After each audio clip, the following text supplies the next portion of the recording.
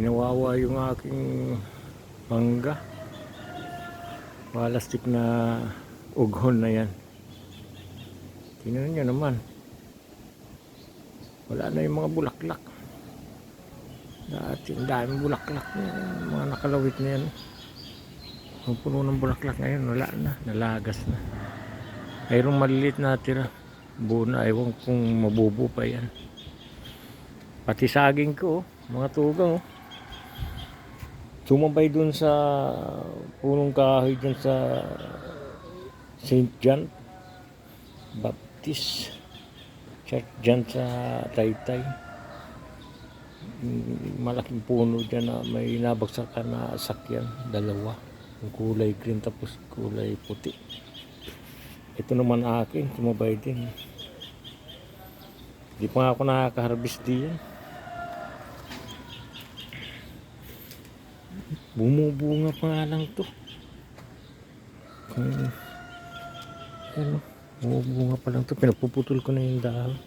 Pati mangga, dinamay. Ay mga lodi oh. Oh, ang laki ng puso. Laking puno sana to. Yung maliit, yung katabi na anak, ayan oh. Natumba rin yan, tinayo ko na. Tapos meron pang maliit doon. Siguro pag yung bumunga na to, patay na yan ang kapalit. Yan mga lodi oh. Kinuwawa pati mangga ko.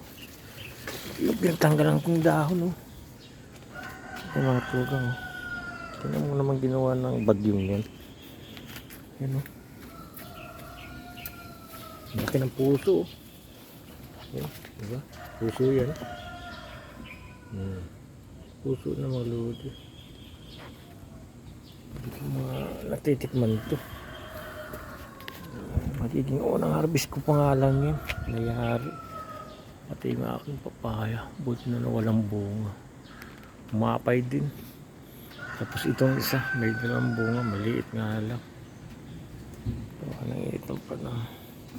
Buti na lang hindi tinamaan yung aking pinya.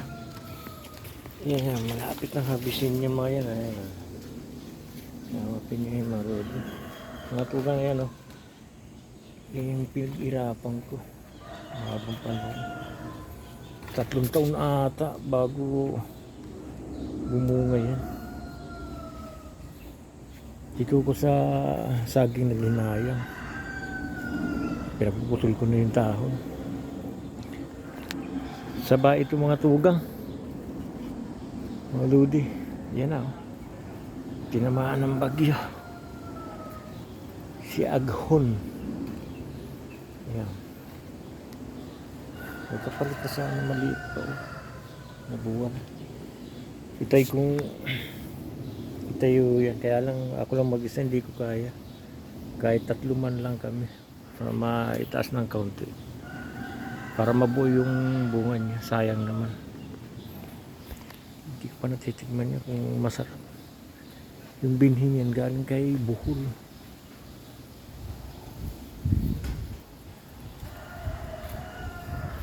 Pati mangga ko yan. Wala na yung bulaklak. Diba? Pakinabangan. Tapos yung aking avocado nangitim. Baka nagtampo lang. Ayan o. Mga umusbong uli. Kasi pinutol ko yan mga yan para hindi tumaas ng mataas. Yung aking kaminas. Ayun. Bumubungan. O. Ayan.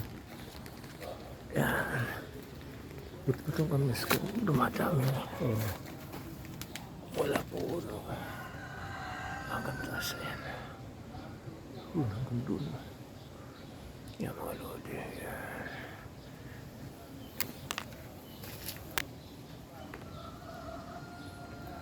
Tapos yun. Pinya. Nililipat pa yan. Nilipat ko ito. Galing ito doon sa tagili ng tabasang ko yan. Tapos mayroon pang ano pa tawag dyan. Bigay lang ng kapitbahay ko yan. Kalimutan pangalan dyan. Tawag dyan. Yung kalamansi. Puti pa itong kalamansi. May mga bubo na malilito. Namumulaklak ulit. Mumulaklak ulit. Ayan, patawag mo. Maliliit. Ayan o, maliit o. Bunga na yan. Maraming bunga, maliliit yan o. Ayan. Kasi yan. Mga nagtatago lang yan o. Ang dami, dalawang magkatabi. Ito, maliliit. Hindi sabay-sabay ang bunga. Dito sa baba, marami. Ayan o. Tapos ito. Ayan. Tapos namumulaklak na uli o. Ayan. Diba? Natugang yan o. Oh. Maraming bunga. Tatago lang. Nakalubo. Ayun. Oh. Ito po. Dami yan. Oh. Maliliit. Ito. Nagtatago lang yan. Maliliit. Yan o. Yan o. Diba? Sayang ng mangga ko. Tamis pa naman yun. Hindi na gumanda yung aking mga kamatis. Yan ang itsura niya, no? Tapos ito, sili.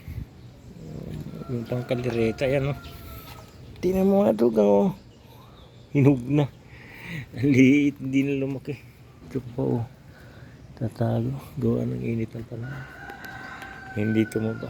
Yun pa, meron pa yung papunta doon na hilira. Tabi ng pinya. Kawawa yan sa akin ito. Was out.